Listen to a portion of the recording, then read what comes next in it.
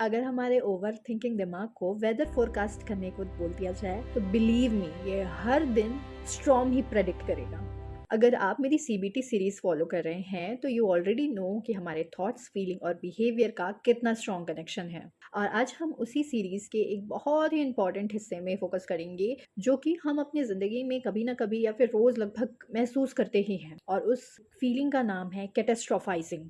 Unknown sound कर रहा है ये टर्म, पर हम सब कभी ना कभी और आजकल तो ज़्यादातर हम ये फील करते ही हैं। Hey guys, I am Mija here again with you. As you all know कि मैं अपनी एक जर्नी में हूँ जहाँ पे मैं ह्यूमन इमोशंस, स्ट्रेस, एंजाइटी, इन सारी चीज़ों को समझने की कोशिश कर रही हूँ। और मैं कोई साइकोलॉजिस्ट नहीं हूँ, पर साइकोलॉजी के कॉन्सेप्ट को, उसकी चीज़ों को समझती हूँ और ईजी लैंग्वेज में आपके साथ में शेयर करती हूँ। I want all of you कि आप अपना एक एक्सपीरियंस याद करें। याद है जब हम एग्ज़ाम दे कर के बाहर आते हैं तो एग्ज़ाम मैनेजेबल लगता है। कई बार ऐसा होता है कि आपने सही सही अटेम्प्ट किए हैं सारी चीज़ें और सब चीज़ ठीक है, सडनली दिमाग में एक बार आ जाता है कि एक दो चीज़ें जो थी वो शायद गलत हो गई हैं, या फिर कोई एग्जाम्पल गलत लिख दिया है, डायग्राम गलत बना दिया है, और या तो कुछ तो गड़बड़ हो गई है। बस इतना ही हुआ होता है, पर यहाँ पे दिमाग रुकता नहीं है। हम सोचने लगते हैं कि अगर ये आंसर्स गलत हुए हैं तो और भी आंसर्स गलत हो जाएंगे, सीजीपीए इफेक्ट होगा, एग्जाम में फेल हो जाएंगे, जिंदगी खराब हो जाएगी, जॉब नहीं मिलेगी, प्लेसमेंट नहीं होगी, ब्ला ब्ला ब्ला। सिर्फ एक एग्जाम, और जिसका रिजल्ट तो अभी तक आया भी नहीं है, और कुछ सेकंड्स में एक एग्जाम की वजह से हम अपनी पूरी लाइफ को जज कर लेते हैं और सोचते हैं कि सब चीजें खराब ही होंगी। सिर्फ और सिर्फ वर्स्ट केस इमेजिनेशन पे हमारा फोकस चला जाता है। पर रियलिटी ये है कि अभी तक तो रिजल्ट आया भी नहीं। यही जो फंक्शन है दिमाग का, जो हमें वर्स्ट केस इमेजिन कराता है, इसे कहते हैं कैटास्ट्रोफाइजिंग। हमने मेंटल डिस्टॉर्शन वाली वीडियो में बहुत सारे एरर्स डिस्कस किए थे। 10 एरर, 10 मेंटल डिस्टॉर्शन हमने डिफाइन किए थे, उन्हें समझा था एक स्टोरी से। उनमें से ही एक है कैटास्ट्रोफाइजिंग। ये टर्म हमें हो सकता है नया सुनाई दे, अननोन सुनाई दे, पर बिलीव मी कई बार हम इसे ओवर थिंकिंग के साथ में मिक्स कर देते हैं। पर overthinking and catastrophising two things are different. Catastrophising का मतलब है जब हमारा दिमाग किसी भी छोटी सी या फिर अनक्लियर सिचुएशन को उठाता है और उसका वर्स्ट फ्यूचर वर्जन हमें दिखाता है और उसे ऑलमोस्ट सच मान लेता है। ओवर थिंकिंग में हमारा दिमाग मल्टीपल पॉसिबिलिटीज को देखता है, पर कैटास्ट्रोफाइजिंग में सिर्फ वर्स्ट केस पे फोकस रहता है। कैटास्ट्रोफाइजिंग में एक पैटर्न क्रिएट होता है। पहला, एक थॉट, उससे बड़ा फियर, और उससे भी बड़ा conclusion, and it's like chain reaction. Starting point छोटा होता है पर एंडिंग पॉइंट एक्सट्रीम और भयानक लगती है। बिलीव मी, ये सिर्फ एक हैबिट नहीं है, ये साइंटिफिकली स्टडीड पैटर्न्स है।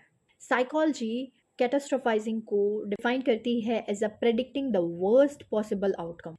मतलब हम फ्यूचर ही नहीं देख रहे होते, बल्कि फ्यूचर का सिर्फ नेगेटिव वर्जन देख रहे होते हैं। और सवाल ये है कि ऐसा होता क्यों है।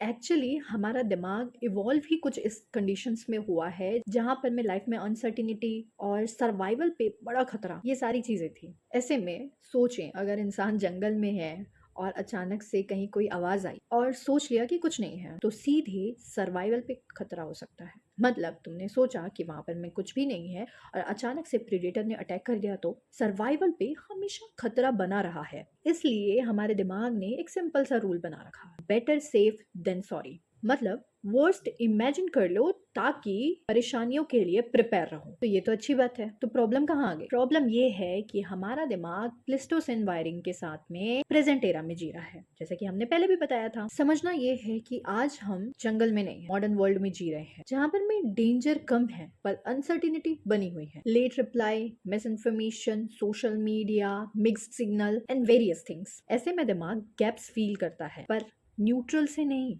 नेगेटिव से। और रिसर्चर्स तो ये भी कहती हैं कि जितना ज्यादा हम कैटास्ट्रोफाइजिंग करते हैं उतना ही ज्यादा स्ट्रेस और एंजाइटी बढ़ते हैं। मतलब बहुत क्लियर है कि दिमाग सिर्फ सोच नहीं रहा होता, बल्कि ये मेंटली एग्जॉस्ट भी कर रहा होता है। ब्रेन स्कैन्स भी इन चीज़ों को शो करती हैं कि ये चीज़ें हमारे ब्रेन को ओवर एक्टिव बना देती हैं। नाउ द डेंजरस पार्ट, हमें लगता है कि हम सिर्फ सोच रहे हैं, पर उस वक्त हम चीजों को मान रहे होते हैं। और यही जगह है जहां पर में काम आती है सीबीटी, मतलब ब्रेन कुछ भी अगर आपको सजेस्ट कर रहा है, जो थॉट्स आ रहे हैं, उसको ब्लाइंडली एक्सेप्ट नहीं करना है, उसे क्वेश्चन करना है। तो नेक्स्ट टाइम जब दिमाग कहे कि ज़िंदगी ख़राब हो गई है, कोई पॉसिबिलिटी नहीं है, कोई होप नहीं है, सारी चीज़ें परेशान कर देंगी और ज़िंदगी ख़त्म है, उस वक्त ये ज़रूर सोचना, क्या ये वाकई फैक्ट है या सिर्फ और सिर्फ एक प्रेडिक्शन है। अगर आपको याद हो तो हमने अपनी ग्रेटिट्यूड जर्नल वाली वीडियो में डिस्कस किया था कि जब हम